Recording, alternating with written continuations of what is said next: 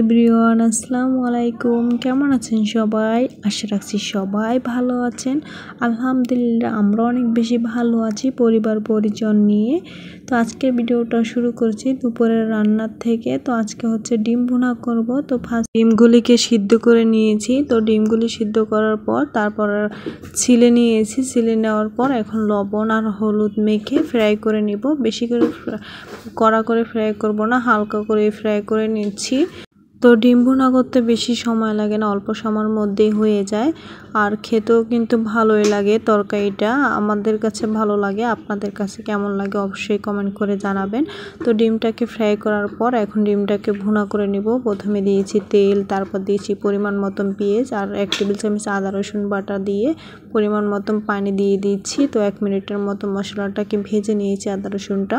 তারপর দিয়ে দিব বাকি মশলা। তো এখানে দিয়েছি 1 টেবিল চামচ হলুদের গুঁড়ো, 1/2 টেবিল চামচ জিরের গুঁড়ো, 1 টেবিল চামচ মরিচের গুঁড়ো দিয়ে এখন সুন্দর করে মশলাটাকে কষিয়ে নিব। তো ডিম ভুনার মধ্যে টমেটো দিয়ে ভুনা করলে খেতে কিন্তু অনেক বেশি মজা লাগে। তো আজকে টমেটো ছিল না, তাই আর টমেটো দিচ্ছি না। তো টমেটো ছাড়াই ভুনা করে নিচ্ছি। তো এখন মশলাটা সুন্দর করে কষানো হয়ে গিয়েছে, তারপর মশলার সাথে কষিয়ে নিয়েছি। এখন অফ ক্যামেরায় আমি ডিম ভুনাটা করে নিয়েছি। তো ডিম ভুনা করার শেষে তারপরে ভাজি করে নিব। ভাজির জন্য দিয়ে দিচ্ছি এখানে পরিমাণ মতন পেঁয়াজ কাঁচামরিচ দিয়ে 1 মিনিটের মতো ভেজে নিয়েছি। তো এখানে ভাজি করব মিক্সড ভেজিটেবল দিয়ে একটা ভাজি হবে। তো ওই ভাজিটা খেতে অনেক বেশি মজা হয়েছিল। মিক্সড সবজি দিয়ে ভাজি করলে খেতে কিন্তু ভালোই লাগে। তো এখানে দিয়েছি হলুদের গুঁড়ো সামান্য পরিমাণ মতন লবণ আর দিয়েছি সাথে একটা ডিম। তো ডিম দিয়ে ভাজি করলে সব ভাজি খেতেই মজা লাগে। তো এখানে হচ্ছে ডিমটা 1 মিনিটের মতো ভেজে নিয়েছি। তারপর দিয়েছি এখানে মিক্সড ভাজিটা দিয়ে দিচ্ছি। তো এখানে আলু, গাজর, বটবটি, আলুটা একদমই কম দিয়েছি, গাজর আর বটবটিটা একটু বেশি দিয়েছি। গাজর দেওয়ার কারণে ভাজির কালারটা কিন্তু খুবই সুন্দর আছে, কালারফুল লাগছে। তো সুন্দর করে লাড়া দিয়ে ঢাকনা মোড়া দিয়ে কিছুক্ষণ রান্না করে নিয়েছি। তারপর ঢাকনাটা উঠিয়ে আবারও লাড়া দিয়ে দিচ্ছি। তো কোনো পানি ব্যবহার করি নেই, মিডিয়াম আছে ঢাকনাও দিয়ে আর লাড়াচাড়া দিয়ে ভাজিটা করে নিয়েছি। এর মধ্যে ভাজিটা সিদ্ধ হয়ে যাবে, যেহেতু এখানে সবগুলি ভাজিই নরম টাইপের, কোনোটাই শক্ত টাইপের সবজি না, এই জন্য এখানে সিদ্ধ হয়ে গিয়েছে তাড়াতাড়ি। তো ভাজিটা করার পর এখানে হচ্ছে শিং মাছ ফ্রাই করে নিয়েছি। তো আজকে শিং মাছ রান্না করব, দেশি শিং মাছ। তো এটা গ্রাম থেকে আনা হয়েছিল। তো শিং মাছগুলো অনেক বড় বড় সাইজের ছিল। তো এগুলি কোনো চাষের না। তো এই চিংড়ি মাছটা এই শিং মাছটা খেতে কিন্তু অনেক বেশি মজা হয়েছিল। তো শিং মাছটা ভাজার পর তারপর এখন রান্না করে নিব। তাই প্রথমে দিয়েছি পেঁয়াজ, তারপর দিয়েছি আদা রসুন বাটা, দিয়েছি পরিমাণ মতন লবণ। মশলার পরিমাণ একদমই কম দেব, তার কারণ হচ্ছে এটা যেহেতু ভুনা করব এই জন্য। তো ভুনা করে মাছ রান্না করলে মশলা বেশি দিলে খেতে একদমই ভালো লাগে না, মশলার গন্ধ আসে। তো এখন পরিমাণ মতন দিয়ে দিচ্ছি হলুদের গুঁড়ো, তারপর দিয়েছি মরিচের গুঁড়ো আর পরিমাণ মতন জিরের গুঁড়ো দিয়ে এখন সুন্দর করে মশলাটাকে কষিয়ে নিব। তো কষানোর পরে তারপর মাছটা দিয়ে দিব। মাছটা দিয়ে এখন পরিমাণ মতন পানি দিয়ে কিছুক্ষণ জাল করে নিব, তাতেই মাছটা হয়ে যাবে।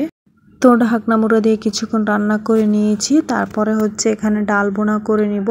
তো মাছ তরকারিটা হয়ে যাওয়ার পর এখন ডাল বোনাটা করে নিয়েছি। ডালের মধ্যে দিয়েছি এখানে আগের ডালটাকে ধুয়ে নিয়েছি, তারপর দিয়েছি পেঁয়াজ কাঁচামরিচ আর দিয়েছি রসুন কুচি, পরিমাণ মতন লবণ আর দিয়েছি হলুদের গুঁড়ো 1 টেবিল চামচ, পরিমাণ মতন সরিষার তেল দিয়ে এখন সুন্দর করে হাতে মেখে নিচ্ছি। তো এভাবে হাতে মেখে ডাল ভুনা করলে খেতে কিন্তু অনেক বেশি মজা লাগে। আমার কাছে অনেক ভালো লাগে এই ডাল ভুনাটা খেতে। সাথে যদি ডিম ভাজা হয় বা ডিম ভুনা, তো দুইটার যে কোনো একটা হলে খেতে কিন্তু আরও বেশি মজা লাগে। আবার সাথে ইলিশ মাছ ভাজা থাকলে আবার যদি হয় মরিচ ডালা, তো খেতে কিন্তু অনেক বেশি মজা লাগে। তো এর মধ্যে ডাল ভুনাটা হয়ে গেছে। তো এখন বেশি করে একটু ধনেপাতা দিয়ে সুন্দর করে লাড়া দিয়ে তারপর নামিয়ে নিব। তো ধনেপাতাটা যখন সিদ্ধ হয়ে গিয়েছে তখন মাশাআল্লাহ ডাল ভুনাটা খেতে খুবই মজা হয়েছিল। আর কালারটা দেখে বুঝতে পারছেন খেতে কি মজা লাগছে। তো মাছ মাংসর থেকেও এটা খেতে অনেক বেশি ভালো লাগে। বা এমনিতেও এক প্লেট খেয়ে নেওয়া যায়, যে না খাইতে পারে সেও। তো এই ছিল আমাদের দুপুরের রান্না। তারপর এখন দুপুরের খাবারটা খেয়ে নিব, তাই একসাথে সব খাবার দাবার নিয়ে নিচ্ছি। তো এখন খেয়ে নিব দুপুরে। তো দুপুরে খাওয়ার পরে একটা পার্সেল আইছে, তো আমাদের একটা পার্সেল অর্ডার ছিল, তো ওইটাই রিসিভ করে নিয়েছি। তো এখন আনবক্সিং করছি আর সাথে আপনাদের সাথেও একটু শেয়ার করছি। তো এই যে এখানে হচ্ছে পাতিল অর্ডার করা হয়েছিল, 3 সেটের একটা পাতিল ক্যামেনের। তো এটাকে এখন খুলে দিচ্ছি। তো আরেকবারও এই পাতিল আনা হয়েছে 7 পিসের, তো ওইটা অনেক বেশি ভালো ছিল, ভালো লাগছে বলেই আবার আরেকটা অর্ডার করা হয়েছে। তো এটা হচ্ছে 3 পিসের পাতিলের সেট। তো কোয়ালিটি মাশাআল্লাহ খুবই ভালো ছিল, আর যেমনটা ভেবেছিলাম অমনটাই পেয়েছি। তো খুবই ভালো ছিল। তো এই যে এটা হচ্ছে সবার বড় সাইজের, এটা হচ্ছে 28 সিএম হবে, 28 সিএম, আর একটা হচ্ছে 26, আর একটা হচ্ছে 22। তো সবগুলি পাতিলই খুবই ভালো ছিল কোয়ালিটি। তো ভালো লাগছিল পাতিলগুলি। আর আপনাদের কাছে কেমন লাগছে অবশ্যই কমেন্ট করে জানাবেন। তো অনেক সুন্দর হয়েছে, যেমনটা ভাবছি অমনটাই পেয়েছি আলহামদুলিল্লাহ। তো আমরা এখনও কোনো কিছু কিনে অনলাইনে ঠকি নেই। তো মানে আমরা যা অর্ডার করছি সব কিছু আমাদের কাছে ভালোই লাগছে। পাতিলের সেট বের করার পর তারপর এটা হচ্ছে বিকেলবেলা, আজকে হচ্ছে বিকেলে চিপস খাবো। তো চিপস ভেজে নিচ্ছি। এটা হচ্ছে এইমাত্রই আয়শা স্কুল থেকে আসার সময় কিনে নিয়ে এসে, আর মেজবার মিনহা দেখে পাগল হয়েছে খাওয়ার জন্য। তো এখন ভেজে নিচ্ছি। তো চিপসগুলি বেশি একটা ভালো ছিল না, রোদে দিলে ভালো হতো। আজকের ভিডিওটা দেখে আপনাদের কাছে কেমন লাগছে অবশ্যই কমেন্ট করে জানাবেন। আজকের মতো ভিডিওটা এখানে বিদায় নিয়ে নিচ্ছি। আল্লাহ হাফেজ।